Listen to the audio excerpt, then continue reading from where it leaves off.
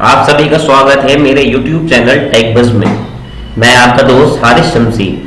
जैसा कि आप स्क्रीन पर देख पा रहे हैं कि learn MS Excel, it means कि मैं आज से एक नया ट्यूटोरियल एमएस एक्सेल का शुरू कर रहा हूं, जिसमें मैं अलग अलग वीडियोस में आपको एमएस एक्सेल के अलग अलग फीचर्स आपको सिखाऊंगा।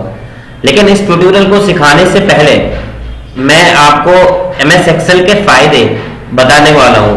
कुछ ऐसी एप्लीकेशंस, कुछ ऐसे स्मॉल सॉफ्टवेयर्स मैं आपको दिखाऊंगा जो मैंने खुद डेवलप करे हैं, और वो आप ही एमएस एक्सेल सीखकर बहुत इजीली डेवलप कर सकते हैं। क्योंकि एमएस एक्सेल एक स्प्रेडशीट ही नहीं है, लेकिन उसमें आप बहुत सी एडवांस कैलकुलेशंस, बहुत सी एनालाइजिंग, बहुत सारा काम आप यहाँ कर सकते हैं। तो मैं ये चीजें क्यों दिखाना चाह रहा हूँ, ताकि आप लोगों का मैं इसमें इंटरेस्ट क्रिएट कर पाऊँ। तो दोस्तों, सबसे पहला है ये मेरा जीएसटी रिटर्न टूल, जो कि मैंने अपने यूज के लिए बनाया था, और मेरे जो कुछ फ्रेंड्स हैं वो लोग भी इसे यूज कर रहे हैं। इसको मैंने जो जीएसटी में जो जो चीजों की रिक्वायरमेंट पड़ती है उसके हिसाब से इसको कस्टमाइज करा था। फॉर एग्जाम्पल, अगर आप जीएसटी का वर्क करते हैं तो आपको पता होगा, या नहीं भी पता है तो आप मेरा जो कंसर्न है आपको एमएस एक्सेल के फीचर्स दिखाना है, ना कि जीएसटी के बारे में बताना है। तो जो जो मैं आपको फीचर्स बताऊं आप उस पर गौर करें। देखिए, यहाँ ये मेन्यूज बटन है, जैसे आप किसी सॉफ्टवेयर में या किसी एप्लीकेशन में देखते हैं आपको कई सारे ऑप्शंस ये होते हैं, वैसे ही यहाँ पर ये ऑप्शंस है। तो यहाँ पर है सबसे पहले योर डिटेल्स, जहां पर अपनी डिटेल्स यानी कि मेरा जो बिजनेस है उसका, फर्म का नाम, उसका जीएसटी नंबर मुझे एंटर करना है, जो कि मैंने बाय डिफॉल्ट यहाँ एंटर करा हुआ है। उसके बाद यहाँ है पार्टी लिस्ट। अब पार्टी लिस्ट में आप देख सकते हैं कि यहाँ दो तरीके की पार्टीज है, वो अलग बात रही कि क्यों है वो आप समझ जाएंगे। लेकिन यहाँ पर आप देखेंगे कुछ पार्टीज जो हैं उनका रेड कलर में हाईलाइट हो रही है, और कुछ जो है उनका बैकग्राउंड व्हाइट है। ऐसा क्यों? ऐसा इसलिए कि यहाँ पर डेटा वैलिडेशन लगा है। डेटा वैलिडेशन क्या होता है कि अगर आप कहीं पर कोई अपना डेटा चाहते हैं कि मुझे इसी फॉर्मेट में चाहिए, कि फॉर एग्जाम्पल मेरा नाम हारिस है, तो मुझे पता है मेरे नाम में 5 अल्फाबेट है। अगर मैं ऐसा चाहता हूं कि कोई ऐसा नाम ही एंटर हो जिसमें 5 अल्फाबेट हो, और अगर कोई 6 अल्फाबेट का कोई नाम एंटर कर दे, तो वो वहां पर वैलिडेट यानी कि चेक करेगा कि वो जो आपने कंडीशन लगाई है वो सही है या नहीं। सही है तो ठीक है, नहीं सही है तो आप जो भी उसे बताते हो कि वो उसे रेड कलर कर दे या कुछ भी फॉर्मेटिंग कर दे, वो उसे फॉर्मेट कर देगा। कि यहाँ पर जैसे ये गलत जीएसटीएन पड़ा है, इस वजह से उसे रेड हाईलाइट कर रहा है। इसमें सेल एक हेड है सेल्स टैक्स इनवॉइस, एक शीट है। यहां पर इस शीट में क्या हो रहा है कि जैसे कि अगर मैं किसी को सेल कर रहा हूं तो ये मेरा पूरा इनवॉइस क्रिएट कर रहा है। अब अगर आपको जीएसटी के बारे में थोड़ा सा भी पता है तो मैं आपको, या नहीं भी पता है तो क्या होता है जीएसटी में कि जब हम सेल करते हैं तो हमारा टैक्स कैसे कैलकुलेट होता है। वो ऐसे कैलकुलेट होता है कि अगर आप अपने स्टेट के बाहर कहीं सेल कर रहे हैं तो वहां पर आईजीएसटी कैलकुलेट होगा, और अगर अपने स्टेट में सेल कर रहे हैं तो वहां पर सीजीएसटी और एसजीएसटी कैलकुलेट होगा। तो जैसे कि यहाँ पर आप देख पा रहे हैं, यहाँ पर मैं इंटर स्टेट सप्लाई कर रहा हूँ, यानी कि अपनी स्टेट से बाहर भेज रहा हूँ, तो यहाँ पर क्या कैलकुलेट कर रहा है, आईजीएसटी। यहीं पर अगर मैं कोई ऐसी पार्टी सेलेक्ट कर लूँ जो कि मेरे ही स्टेट में है, जैसे फॉर एग्जाम्पल ये मेरे स्टेट में है, तो वो टैक्स अब आईजीएसटी कैलकुलेट नहीं करके सीजीएसटी एसजीएसटी कैलकुलेट। तो ये सारी फंक्शनैलिटी आप बहुत इजीली एक्सेल में सीख सकते हैं, और जैसे मैंने इंप्लीमेंट करा है आप भी इंप्लीमेंट कर सकते हैं। दूसरा है दोस्तों, एक मैंने छोटा सा एक अकाउंटिंग सॉफ्टवेयर बनाया था। वो इसमें बहुत ज्यादा वर्किंग नहीं है, लेकिन किसी के लिए मैंने कस्टमाइज ये बनाया था। तो यहाँ पर आप देख सकते हैं इसमें मैंने स्टॉक भी चेक कराया हुआ है, इनवेंट, और यहाँ पर जो सेल होती है, सेल की लिस्टिंग, उसमें लेजर है, सब कुछ यहाँ पर अवेलेबल है।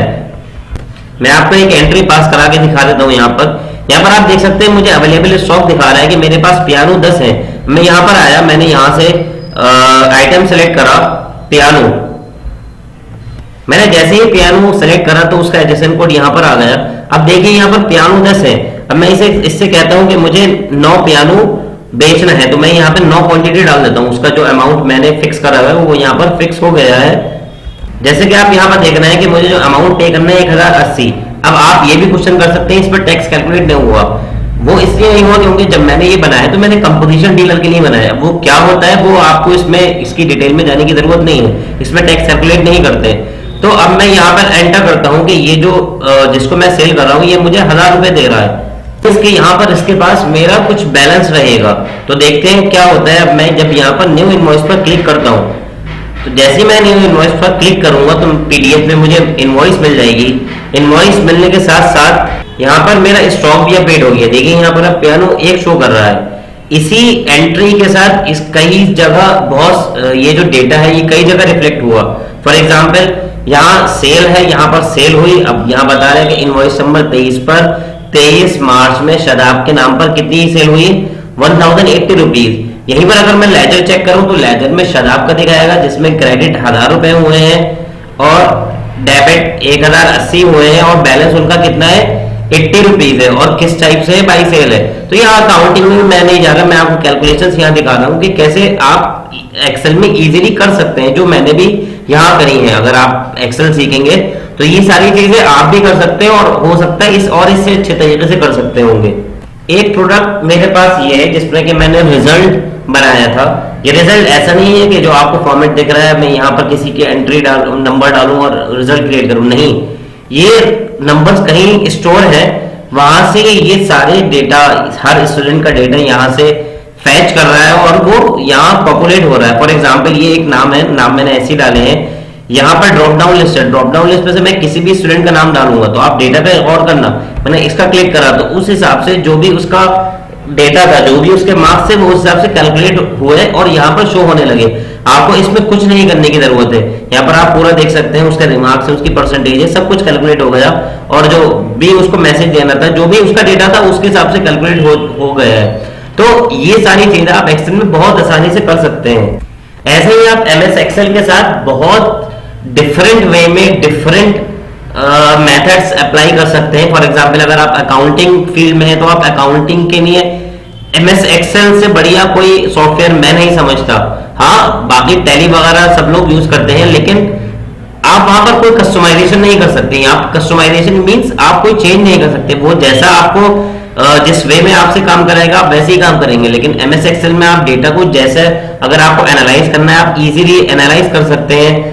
आप यहाँ पर अपना पूरा इन्वेंट्री मैनेज कर सकते हैं। यहाँ पर आप रिपोर्ट जनरेट करा सकते हैं। तो फिर अब शुरू करेंगे अपना एमएस एक्सेल का नया ट्यूटोरियल अपनी अगली वीडियो में। तब तक के लिए आप वेट करें और अगर आपको एमएस एक्सेल में और कुछ क्वेरी है या कुछ थोड़ा बहुत आता है तो आप उसको रिवाइज करें। Thank you, have a nice day.